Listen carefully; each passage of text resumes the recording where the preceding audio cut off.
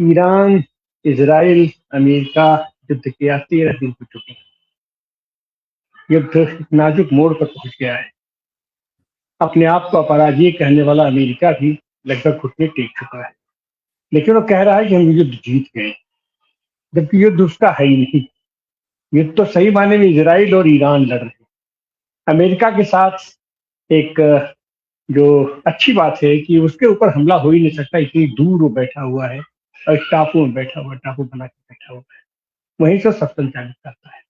और यहाँ पर एक तरीके से आज तो जिस तरीके की बातें निकल के आ रही है सामने, उसमें लग रहा है कि ईरान वो इसराइल पूरी तरीके से ध्वस्त और ईरान कई मोर्चों पर लड़ाई लड़ रहा है।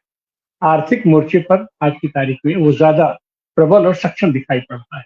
पूरी दुनिया की नाकेबंदी कर दिया उसने, कहीं पर भी ऊर्जा नहीं जाने दे रहा, तेल और गैस का कनेक्शन काट दिया है, सब परेशान।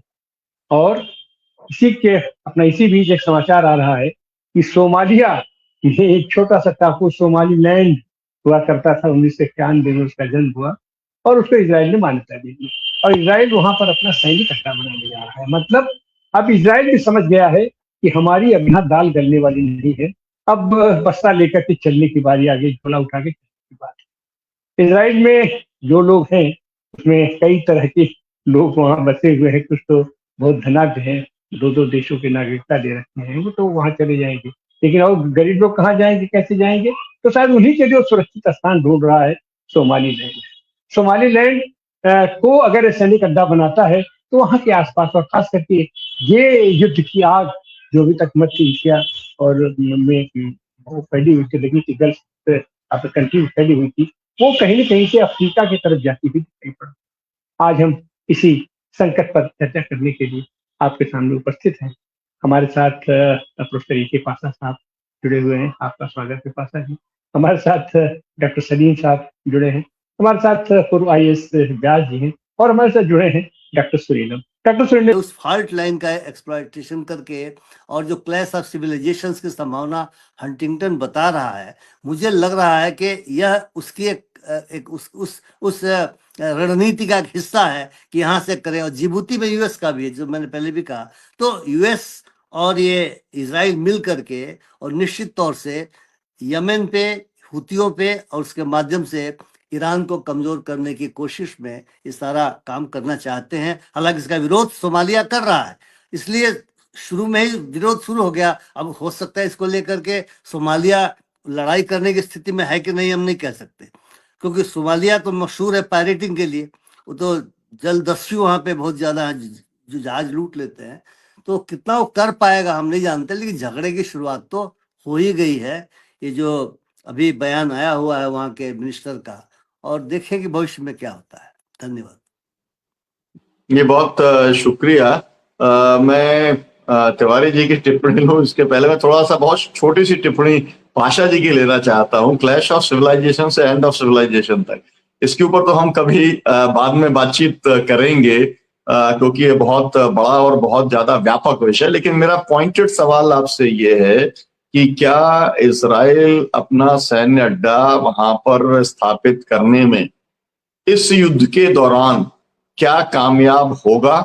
ये मेरा आपसे सवाल है पाशा साहब। कहा, जब सोवियत यूनियन था, कोल्ड वॉर के दौरान सोवियत यूनियन ने बहुत बड़े बड़े एयरफील्ड्स बनाए थे, बेस बनाए थे। कुछ बिल्डिंगों को नुकसान हुआ, लेकिन वो जो इतना बड़ा बेस सोवियत सोल्जर्स को, सेलर्स को और मिलिट्री एडवाइजर्स को बनाया गया था, तो वो वहां जब डिसइंटीग्रेशन हुआ 90 में, तो यहाँ के लोग उस पर कब्जा कर लिए। तो अब उसी को मरम्मत करके इजराइल इस्तेमाल करना चाहता है। एक तो ये है, और वहाँ जो नजदीकी है बाबल मंदक की, वहां से जो है अपने फाइटर एयरक्राफ्ट हुतीस पे डायरेक्टली अटैक करके 2 घंटे में वापस आ सकता है। और यमन के विद्रोही हैं जो भी हैं दूसरे, उन पर भी बमबारी करके टुकड़े टुकड़े कर सकता है। उसके अलावा जो सूडान में सिविल वॉर है उसमें भी मदखलत करेगा। और जो टिग्रे और दूसरे प्रोविंसेस में जो बगावत हो रही है इथियोपिया में, उसमें भी इजराइल का हाथ है। और जो रेनेसांस डैम जो इथोपिया ने बनाया, जिसका मुखालिफत अपोजिशन इजिप्ट और सूडान किए हैं, तो ये सब कॉन्स्पिरेसीज या जो भी कहिए आप, इसमें इजराइल का है, बहुत लंबे अरसे से ये प्लानिंग कर रहे हैं कि हमारे शत्रुओं को किसी न किसी तरह हम लीवरेज हासिल कर लें, जिसकी वजह से हम पे खतरा कम हो, चाहे मिस्र का हो या यमन का हो वगैरह। दूसरी आखिरी बात एक आधे मिनट में मैं समेटना चाहता हूँ कि ऑलरेडी जो है बात शुरू हो गई है इजराइल में कि जो भी फलस्तीनी हैं गाजा में या जो भी वेस्ट बैंक में है, उनको धीरे धीरे वहां ट्रांसफर किया जाएगा। सलीम साहब ने कहा कि जूस को ट्रीट नहीं किया जा रहा है जो इथोपिया से आए थे, वो सही बात है। उनको फलाशास बोलते हैं, और 35 साल पहले उन्होंने सीक्रेट एयरलिफ्ट में सूडान के जरिए वहां लाया गया था, लेकिन उनकी डिस्क्रिमिनेशन और उनको जो सेकेंड क्लास सिटीजन्स की तरह ट्रीट किया जाता है, सेम वही तरह जूस को यूरोप में भी किया था। तो उनको भी वहां से निकल भगाना चाहते हैं और उसकी जगह भारतीयों को और किसी और को लेना चाहते हैं। तो मेन मुद्दा ये मिलिट्री एयरबेस और आसपास के पड़ोसी देशों पे जब चाहे वो बमबारी कर सके और सेफ लोकेट हो सके, और फलस्तीनियों को वहां भेजने का उनका प्रोग्राम। जी ये बहुत आपका शुक्रिया। बहुत स्पष्टता आई होगी दर्शकों के जहन में इस पूरे मुद्दे को लेकर, या ये पूरा जो स्ट्रेटेजी है या कॉन्स्पिरेसी है इसको लेकर के। मैं अंतिम टिप्पणी डॉक्टर आनंद प्रकाश तिवारी जी, जो बात डॉक्टर खान ने कही थी कि ग्रेटर इसराइल का जो सपना है वो तो कहीं पर साकार होते हुए नहीं दिख रहा, वो लगातार चूर चूर होता हुआ दिखलाई पड़ रहा है। और अगर ये कोई एक प्रयास है, मैं दोनों चीजों को जोड़ करके देखता हूं कि जो ट्रंप ने जो रिसोर्ट बनाने की जो बात कही या बोर्ड ऑफ पीस बनाने का काम किया, उसके अंदर कोई ऐसा एग्रीमेंट हो जाए कि पूरे फिलिस्तीनियों को वहां से खाली करके ले जाया जाए, कोई एग्रीमेंट कर लिया जाए, तो इसकी सब की संभावना आप कैसे देखते हैं? और आपने जो तीनों विशेषज्ञों को सुना, आपकी अंतिम टिप्पणी। आज तो हमको दो व्यक्तित्व याद आ रहे हैं। एक शेक्सपियर, जिसने अपने मर्चेंट ऑफ वेनिस में एक पात्र का उन्होंने गठन किया था, स्काई लार्क, यहूदी पात्र था। और खैर उसके विस्तार में जाने की बहुत जरूरत नहीं है, इतना ही कह के मैं बात आगे बढ़ाता हूँ। और दूसरा हिटलर ने अंतिम समय में ये कहा था कि मैं इतने यहूदियों को छोड़ दे रहा हूं ताकि दुनिया जो हमको आज गालियां दे रही है वो फिर कभी हमको याद करेगी कि इनके अस्तित्व से कितना संकट होता है दुनिया के लिए, ये इतने ही लोग कितना परेशान करेंगे। वो सारी चीजें आज हम साक्षात होते हुए देख रहे हैं। आज की तारीख में दुनिया की राजनीति में यहूदी सत्ता का केंद्र बना हुआ है, या दुनिया के जो भी सत्ता है, धार्मिक सत्ता है, आर्थिक सत्ता है, राजनीतिक सत्ता है, उसको किस तरीके से कठपुतली बना करके नचा रहा है वो आज हमको दिखाई पड़ रहा है।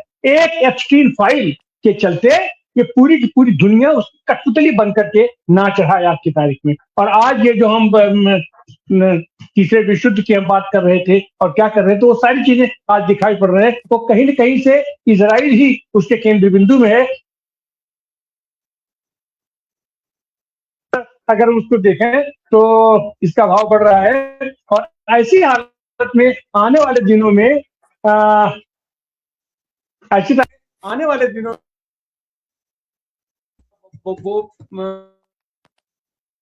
रहा है, और उससे दुनिया कितनी आक्रांत हो रही है। अगर ये स्टील फाइल से अगर ये लोग निकल पाएंगे, निजात पा पाएंगे कि नहीं पा पाएंगे, या आने वाले दिनों में और ये लोग कौन सा हथकंडा अख्तियार करेंगे, कौन सी साजिश करेंगे, इसको देखना पड़ेगा। लेकिन फिलहाल तो इजराइल अब मान लिया है कि हमको इस जमीन पर हम सुरक्षित नहीं है, हमको एक कोई न कोई और सुरक्षित स्थान चाहिए, और उसी की तलाश में वो सोमालीलैंड की तरफ भाग रहा है। अब हालांकि ये दुनिया में आज की तारीख में तो केवल एक टीम उसके लिए ऐसा माहौल बना दिया है कि जिस देश में चाहेगी उस देश में ये अपना जगह आज की तारीख में बना सकते हैं।